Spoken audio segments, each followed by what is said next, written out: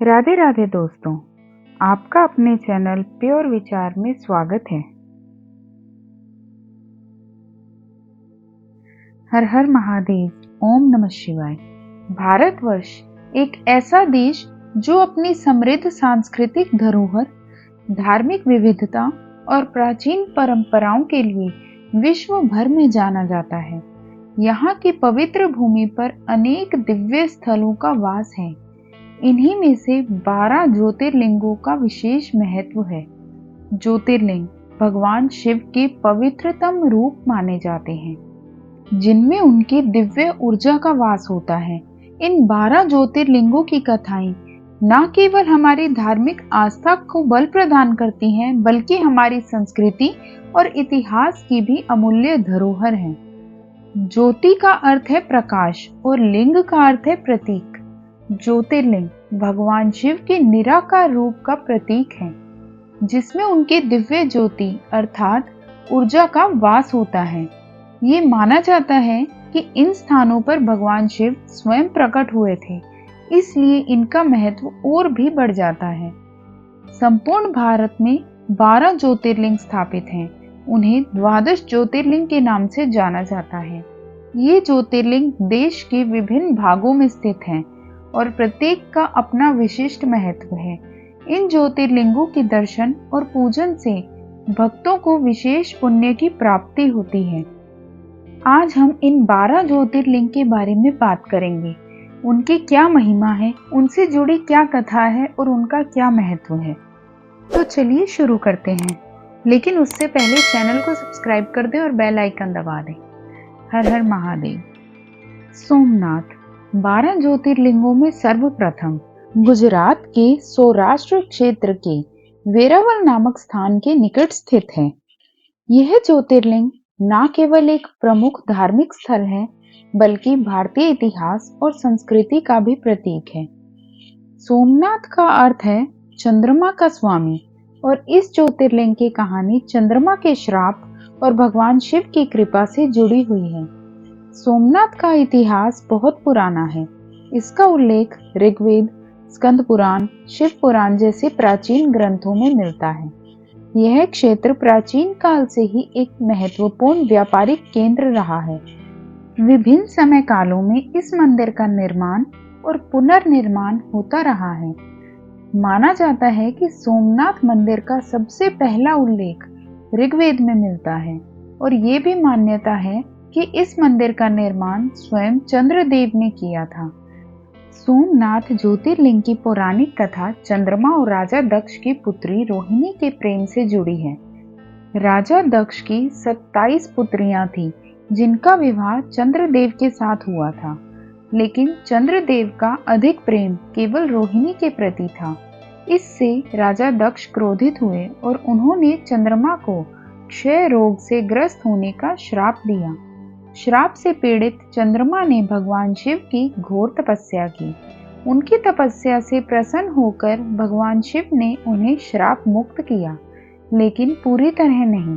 भगवान शिव ने कहा कि चंद्रमा का प्रकाश समय समय पर घटेगा और बढ़ेगा। चंद्रमा ने भगवान शिव के आशीर्वाद के बाद सोमनाथ में ज्योतिर्लिंग की स्थापना की, इसलिए इस स्थान का नाम सोमनाथ पड़ा। सोमनाथ ज्योतिर्लिंग का हिंदू धर्म में बहुत अधिक महत्व है। सोमनाथ को 12 ज्योतिर्लिंगों में सबसे पहला माना जाता है, इसलिए इसका महत्व और भी बढ़ जाता है। ये माना जाता है कि सोमनाथ ज्योतिर्लिंग के दर्शन करने से मोक्ष की प्राप्ति होती है। सोमनाथ मंदिर में पूजा अर्चना करने से भक्तों के जीवन में समृद्धि और खुशहाली आती है। सोमनाथ मंदिर में साल भर में कई उत्सव मनाए जाते हैं, जिनमें से महाशिवरात्रि, श्रावण मास और कार्तिक पूर्णिमा प्रमुख हैं। सोमनाथ न केवल एक धार्मिक स्थल है, बल्कि यह भारतीय इतिहास और संस्कृति का भी प्रतीक है। इस मंदिर का बार बार ध्वस्त होना और फिर से निर्मित होना भारतीय इतिहास की एक महत्वपूर्ण घटना है। यह मंदिर हमारी आस्था और हमारी दृढ़ता का प्रतीक है। सोमनाथ ज्योतिर्लिंग की कहानी हमें ये सिखाती है कि भगवान शिव की भक्ति से सभी कष्ट दूर हो जाते हैं। मल्लिकार्जुन ज्योतिर्लिंग जो भगवान शिव के 12 प्रमुख ज्योतिर्लिंगों में से एक है, जो आंध्र प्रदेश राज्य के कुर्नूल जिले में श्री शैलम नामक पर्वत पर स्थित है। यह ज्योतिर्लिंग न केवल धार्मिक दृष्टिकोण से महत्वपूर्ण है, बल्कि इसका ऐतिहासिक और सांस्कृतिक महत्व भी है। मल्लिकार्जुन नाम दो शब्दों से मिलकर बना है, मल्लिका और अर्जुन। मल्लिका देवी पार्वती का नाम है और अर्जुन भगवान शिव को संदर्भित करता है। इस प्रकार मल्लिका अर्जुन का अर्थ है मल्लिका और अर्जुन का मिलन। मल्लिका अर्जुन ज्योतिर्लिंग का इतिहास अत्यंत प्राचीन है। इसका उल्लेख स्कंद पुराण और शिव पुराण जैसे प्राचीन ग्रंथों में मिलता है। इन ग्रंथों के अनुसार यह ज्योतिर्लिंग स्वयंभू है, अर्थात यह स्वयं प्रकट हुआ है। कथा के अनुसार एक समय में भगवान शिव और पार्वती अपने पुत्रों कार्तिकेय और गणेश के साथ कैलाश पर्वत पर रहते थे। एक दिन दोनों पुत्रों में इस बात को लेकर विवाद हो गया कि उनमें से कौन पहले विवाह करेगा। भगवान शिव ने कहा कि जो भी पहले पृथ्वी की परिक्रमा करके लौटेगा वही पहले विवाह करेगा। कार्तिकेय अपने वाहन मयूर पर सवार होकर तुरंत पृथ्वी की परिक्रमा करने के लिए निकल पड़े। गणेश, जो अपने माता पिता की आज्ञा का पालन करते थे, उन्होंने अपने माता पिता की परिक्रमा की और कहा कि माता पिता की परिक्रमा ही पृथ्वी की परिक्रमा के समान है। भगवान शिव ने गणेश के विवेक से प्रसन्न होकर उनका विवाह पहले करवा दिया। जब कार्तिकेय पृथ्वी की परिक्रमा करके लौटे तो उन्होंने देखा कि गणेश का विवाह हो चुका है। इससे वे क्रोधित हो गए और उन्होंने कैलाश पर्वत छोड़ दिया। कार्तिकेय क्रोधित होकर दक्षिण भारत में क्रोंच पर्वत पर रहने लगे।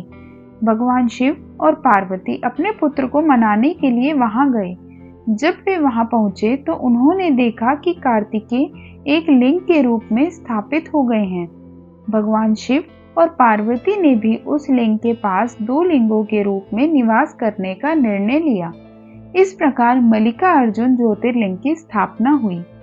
यह भी माना जाता है कि भगवान शिव और पार्वती हर अमावस्या और पूर्णिमा को मल्लिका अर्जुन ज्योतिर्लिंग में अपने पुत्र कार्तिकेय से मिलने आते हैं। मल्लिका अर्जुन ज्योतिर्लिंग का हिंदू धर्म में बहुत अधिक महत्व है। यह ज्योतिर्लिंग भगवान शिव और पार्वती के दिव्य मिलन का प्रतीक है। मान्यता है कि इस ज्योतिर्लिंग के दर्शन करने से भक्तों के सभी पाप नष्ट हो जाते हैं और उन्हें मोक्ष की प्राप्ति होती है। मल्लिका अर्जुन ज्योतिर्लिंग को दक्षिण का कैलाश भी कहा जाता है। मल्लिका अर्जुन ज्योतिर्लिंग में साल भर में कई उत्सव मनाए जाते हैं। महाशिवरात्रि और ब्रह्मोत्सव यहाँ के प्रमुख उत्सव हैं। इन उत्सवों में बड़ी संख्या में भक्त मंदिर में दर्शन करने के लिए आते हैं। ब्रह्म उत्सव 11 दिनों तक चलने वाला एक भव्य उत्सव है।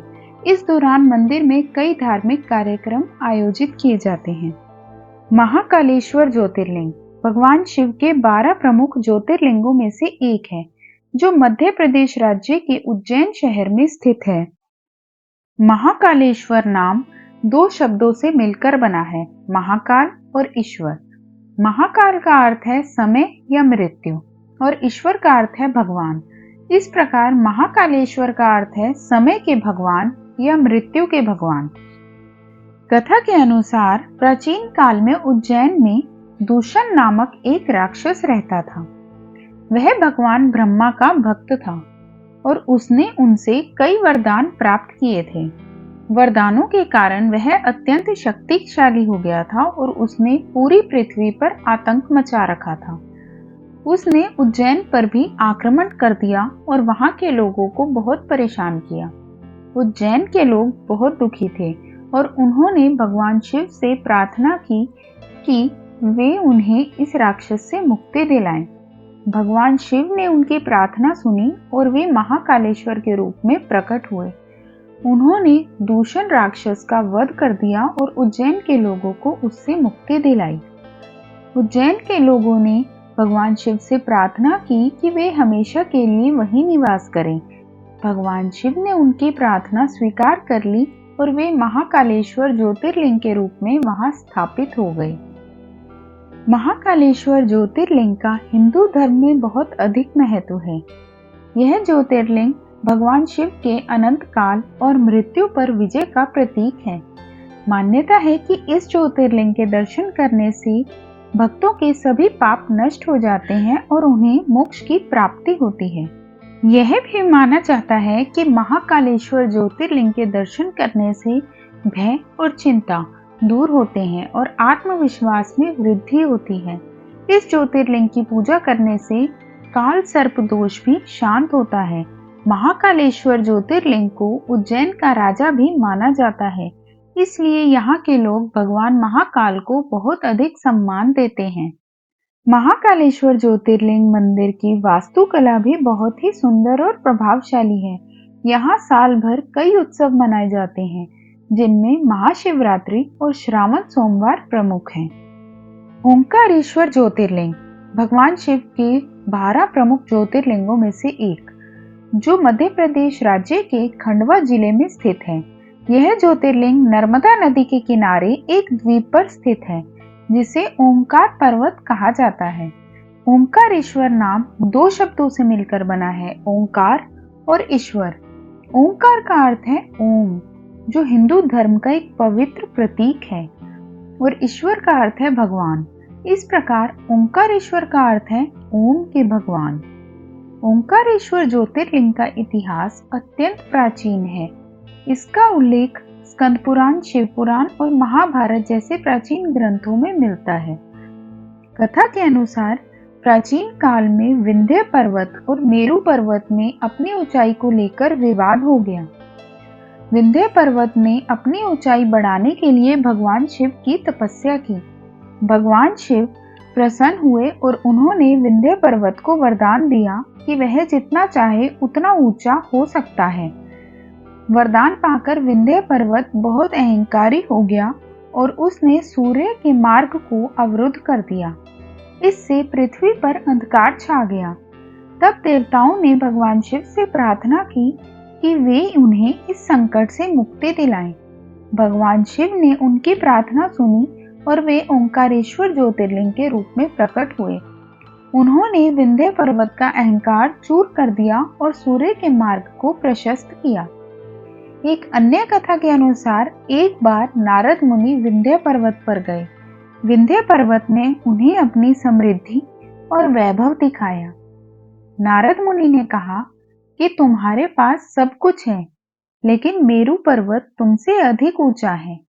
यह सुनकर विंध्य पर्वत को बहुत दुख हुआ और उसने भगवान शिव की तपस्या की। भगवान शिव प्रसन्न हुए और उन्होंने उसे वरदान दिया कि वह जितना चाहे ऊंचा हो सकता है।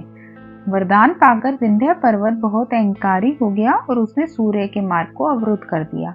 इससे पृथ्वी पर अंधकार छा गया और तब देवताओं ने भगवान शिव से प्रार्थना की कि वे उन्हें इस संकट से मुक्ति दिलाएं। भगवान शिव ने उनकी प्रार्थना स्वीकार की और वे ओंकारेश्वर ज्योतिर्लिंग के रूप में प्रकट हुए। उन्होंने विंध्य पर्वत का अहंकार चूर कर दिया और सूर्य के मार्ग को प्रशस्त किया। ओंकारेश्वर ज्योतिर्लिंग मंदिर में साल भर कई उत्सव मनाए जाते हैं। महाशिवरात्रि और श्रावण सोमवार यहाँ के प्रमुख उत्सव हैं। इन उत्सवों में बड़ी संख्या में भक्त मंदिर में दर्शन करने के लिए आते हैं। महाशिवरात्रि के दौरान मंदिर में विशेष पूजा अर्चना की जाती है और भगवान ओंकारेश्वर का भव्य श्रृंगार किया जाता है। श्रावण सोमवार के दौरान भी मंदिर में भक्तों की भारी भीड़ उमड़ती है। ओंकारेश्वर ज्योतिर्लिंग एक प्रमुख धार्मिक स्थल है और यहाँ हर साल लाखों भक्त दर्शन के लिए आते हैं। यह ज्योतिर्लिंग भगवान शिव के ओंकार स्वरूप का प्रतीक है और इसे ममलेश्वर ज्योतिर्लिंग के नाम से भी जाना जाता है। यह ज्योतिर्लिंग हिंदू धर्म में बहुत अधिक महत्वपूर्ण है। इसके दर्शन करने से भक्तों के सभी पाप नष्ट हो जाते हैं और उन्हें मोक्ष की प्राप्ति होती है। ये भी माना जाता है कि ओंकारेश्वर ज्योतिर्लिंग के दर्शन करने से भय और चिंता दूर होते हैं और आत्मविश्वास में वृद्धि होती है। ओंकारेश्वर ज्योतिर्लिंग मंदिर की वास्तुकला भी बहुत ही सुंदर और प्रभावशाली है। बैद्यनाथ ज्योतिर्लिंग, जो झारखंड राज्य के देवघर नामक स्थान पर स्थित है। बैद्यनाथ नाम दो शब्दों से मिलकर बना है, वैद्य और नाथ। वैद्य का अर्थ है चिकित्सक या डॉक्टर और नाथ का अर्थ है भगवान या स्वामी। इस प्रकार बैद्यनाथ का अर्थ है चिकित्सकों के भगवान या रोगों के नाशक। बैद्यनाथ ज्योतिर्लिंग का इतिहास अत्यंत प्राचीन है। इसका उल्लेख स्कंद पुराण, शिव पुराण और लिंग पुराण जैसे प्राचीन ग्रंथों में मिलता है। कथा के अनुसार प्राचीन काल में रावण नामक एक राक्षस लंका का राजा था। वह भगवान शिव का बहुत बड़ा भक्त था और उसने उनसे कई वरदान प्राप्त किए थे। वरदानों के कारण वह अत्यंत शक्तिशाली हो गया था और उसने पूरी पृथ्वी पर आतंक मचा रखा था। एक बार रावण भगवान शिव को लंका ले जाना चाहता था। उसने कैलाश पर्वत पर जाकर भगवान शिव की तपस्या की। भगवान शिव प्रसन्न हुए और उन्होंने रावण को अपनी एक ज्योतिर्लिंग प्रदान की। रावण उस ज्योतिर्लिंग को लेकर लंका जा रहा था। रास्ते में उसे बहुत थकान लगी और वह कुछ देर विश्राम करने के लिए रुक गया। उसने ज्योतिर्लिंग को एक ब्राह्मण को सौंप दिया और कहा कि जब तक वह विश्राम कर रहा है तब तक वह इसे नीचे ना रखे। ब्राह्मण ने ज्योतिर्लिंग को नीचे रख दिया और जब रावण वापस आया तो वह ज्योतिर्लिंग को उठाने में असमर्थ रहा। उसने बहुत प्रयास किया लेकिन वह सफल न हो सका। तब रावण ने भगवान शिव से प्रार्थना की कि वे उसे क्षमा कर दें। भगवान शिव ने उसे क्षमा कर दिया और कहा कि यह ज्योतिर्लिंग यहीं स्थापित रहेगा। इस प्रकार बैद्यनाथ ज्योतिर्लिंग की स्थापना हुई। एक अन्य कथा के अनुसार भगवान विष्णु ने इस ज्योतिर्लिंग की स्थापना की थी। उन्होंने भगवान शिव की तपस्या की और उन्हें प्रसन्न किया। भगवान शिव ने उन्हें दर्शन दिए और कहा कि यह ज्योतिर्लिंग यहीं स्थापित रहेगा। बैद्यनाथ ज्योतिर्लिंग एक प्रमुख धार्मिक स्थल है और यह हर साल लाखों भक्तों को अपनी ओर आकर्षित करता है। यह ज्योतिर्लिंग रोगों के नाश और स्वास्थ्य लाभ का प्रतीक है और इसे कामना लिंग भी कहा जाता है। यह ज्योतिर्लिंग हिंदू धर्म में बहुत अधिक महत्वपूर्ण है और इसके दर्शन करने से भक्तों के सभी रोग दूर हो जाते हैं। यह भी माना जाता है कि बैद्यनाथ ज्योतिर्लिंग के दर्शन करने से भय और चिंता दूर होते हैं। इस ज्योतिर्लिंग की पूजा करने से काल सर्प दोष भी शांत होता है। बैद्यनाथ ज्योतिर्लिंग मंदिर की वास्तुकला भी बहुत सुंदर और प्रभावशाली है। यहाँ साल भर कई उत्सव मनाए जाते हैं, जिनमें महाशिवरात्रि और श्रावण सोमवार प्रमुख हैं। भीमा शंकर ज्योतिर्लिंग महाराष्ट्र राज्य के पुणे जिले में स्थित है। यह ज्योतिर्लिंग सह्याद्री पर्वत पर स्थित है और यहाँ से भीमा नदी का उद्गम होता है। भीमा शंकर नाम दो शब्दों से मिलकर बना है, भीम और शंकर। भीम महाभारत के एक प्रमुख पात्र थे जो अपनी शक्ति और बल के लिए जाने जाते थे। शंकर भगवान शिव को संदर्भित करता है। इस प्रकार भीमा शंकर का अर्थ है भीम के रूप में शंकर। भीमा शंकर ज्योतिर्लिंग का इतिहास अत्यंत प्राचीन है। इसका उल्लेख शिव पुराण और लिंग पुराण जैसे प्राचीन ग्रंथों में मिलता है। कथा के अनुसार प्राचीन काल में त्रिपुरासुर नामक एक राक्षस ने भगवान ब्रह्मा की तपस्या करके उनसे वरदान प्राप्त किया था। वरदान के कारण वह शक्तिशाली हो गया और उसने पूरी पृथ्वी पर आतंक मचा रखा था। उसने देवताओं को भी पराजित कर दिया था और वे बहुत दुखी थे। तब देवताओं ने भगवान शिव से प्रार्थना की कि वे उन्हें इस राक्षस से मुक्ति दिलाएं। भगवान शिव ने उनकी प्रार्थना सुनी और वे भीमा शंकर के रूप में प्रकट हुए। उन्होंने त्रिपुरासुर राक्षस का वध कर दिया और देवताओं को उससे मुक्ति दिलाई। यह भी माना जाता है कि भगवान शिव ने भीमा नदी के रूप में यहाँ अवतार लिया था। भीमा शंकर ज्योतिर्लिंग का हिंदू धर्म में बहुत अधिक महत्व है। यह ज्योतिर्लिंग शक्ति और न्याय का प्रतीक है। मान्यता है कि इस ज्योतिर्लिंग के दर्शन करने से भक्तों के सभी पाप नष्ट हो जाते हैं। यह भी माना जाता है कि भीमा शंकर ज्योतिर्लिंग के दर्शन करने से भय और चिंता दूर होती है। भीमा शंकर ज्योतिर्लिंग को मोटेश्वर महादेव के नाम से भी जाना जाता है। रामेश्वरम ज्योतिर्लिंग, जो तमिलनाडु राज्य के रामेश्वरम द्वीप पर स्थित है, यह चारों धामों में से एक है जो हिंदू धर्म में परम पवित्र स्थल माने जाते हैं। रामेश्वरम नाम दो शब्दों से मिलकर बना है, राम और ईश्वर। राम भगवान को संदर्भित करता है और ईश्वरम का अर्थ है भगवान यानी स्वामी। इस प्रकार रामेश्वरम का अर्थ है राम के ईश्वर या राम के स्वामी। रामेश्वरम ज्योतिर्लिंग का इतिहास रामायण काल से जुड़ा हुआ है। कथा के अनुसार जब भगवान राम ने लंका पर आक्रमण करने के लिए समुद्र पार करना चाहा, तो उन्होंने यहाँ एक सेतु का निर्माण किया, जिससे राम सेतु या आदम का पुल कहा जाता है। रावण का वध करने के बाद भगवान राम ने ऋषि मुनियों की सलाह पर यहाँ भगवान शिव की पूजा की और अपने पापों का प्रायश्चित किया। इसलिए इस स्थान का नाम रामेश्वरम पड़ा, जिसका अर्थ है राम के ईश्वर। एक अन्य कथा के अनुसार हनुमान जी ने लंका से शिवलिंग लाकर यहाँ स्थापित किया था, जिसे विश्वलिंगम कहा जाता है। भगवान राम ने भी यहाँ एक शिवलिंग स्थापित किया था, जिसे रामलिंगम कहा जाता है। रामेश्वरम ज्योतिर्लिंग का हिंदू धर्म में बहुत अधिक महत्व है। यह ज्योतिर्लिंग भगवान राम की भक्ति और भगवान शिव की पूजा का प्रतीक है। इस ज्योतिर्लिंग की पूजा करने से पितृदोष भी शांत होता है। रामेश्वरम की यात्रा को चारों धामों की यात्रा का एक महत्वपूर्ण हिस्सा माना जाता है। रामेश्वरम ज्योतिर्लिंग मंदिर द्रविड़ वास्तुकला का एक अद्भुत उदाहरण है। इस मंदिर का निर्माण कई शताब्दियों में हुआ है। मंदिर में कई सुंदर मंडप और स्तंभ हैं।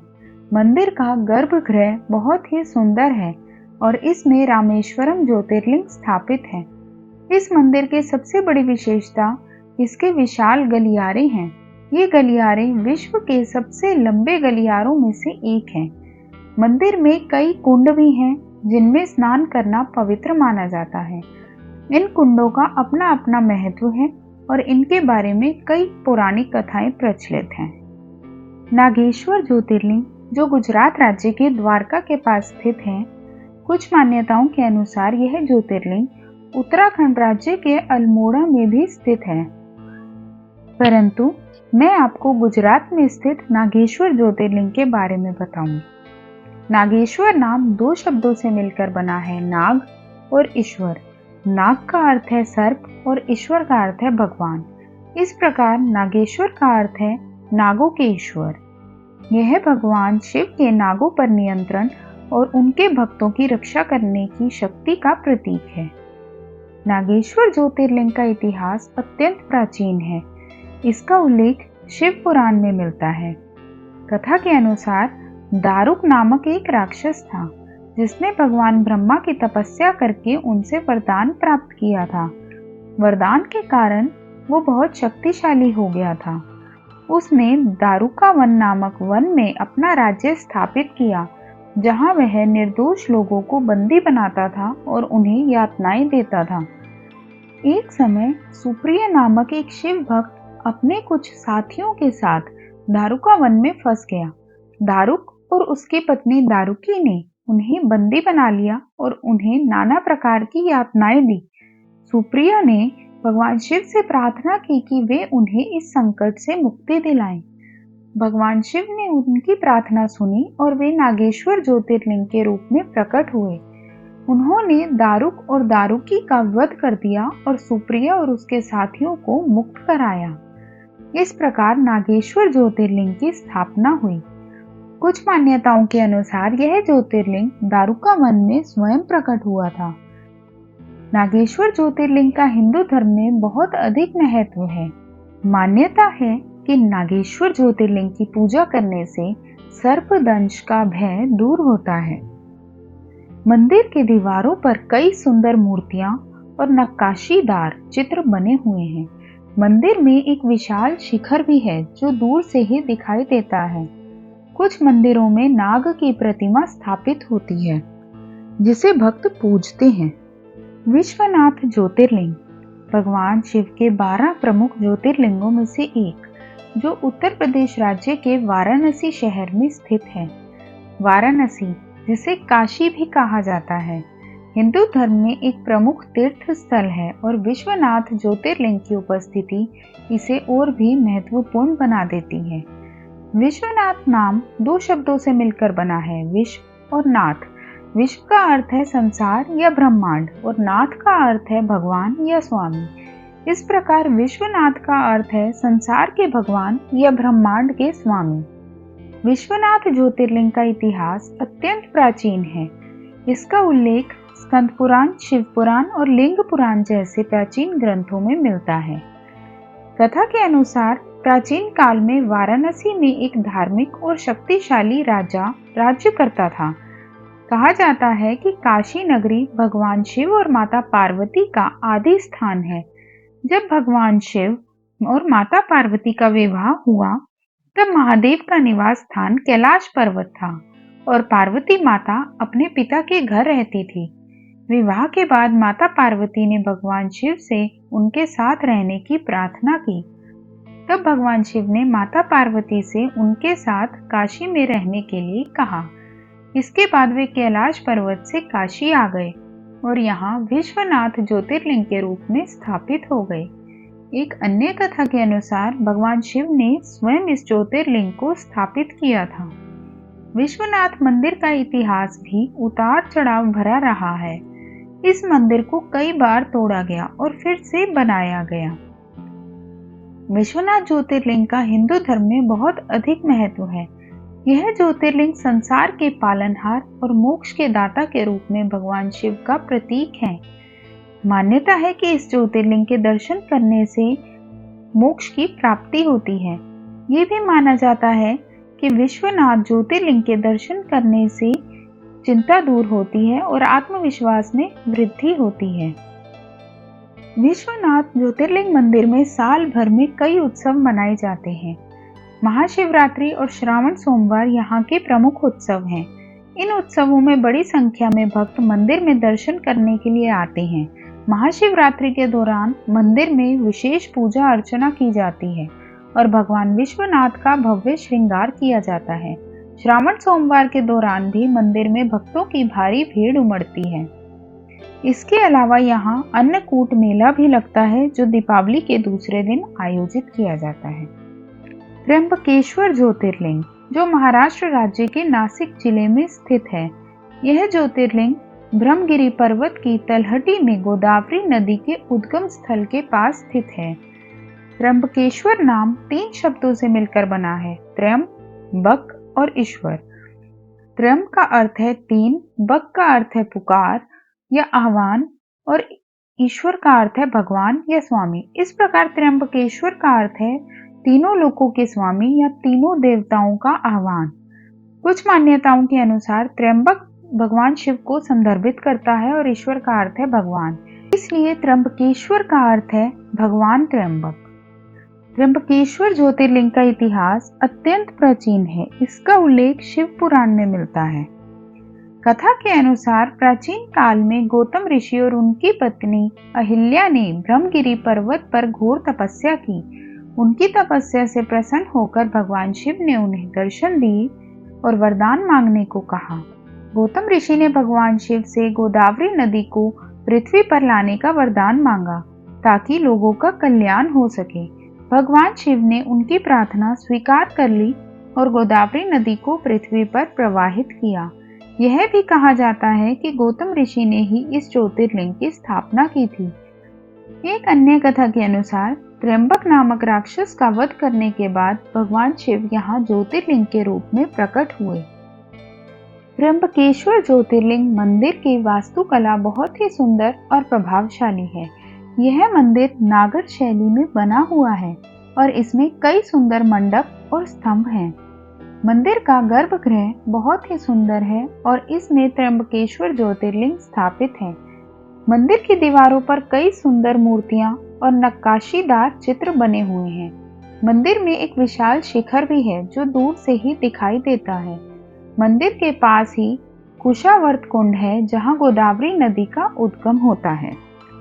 केदारनाथ ज्योतिर्लिंग जो उत्तराखंड राज्य के रुद्रप्रयाग जिले में स्थित है।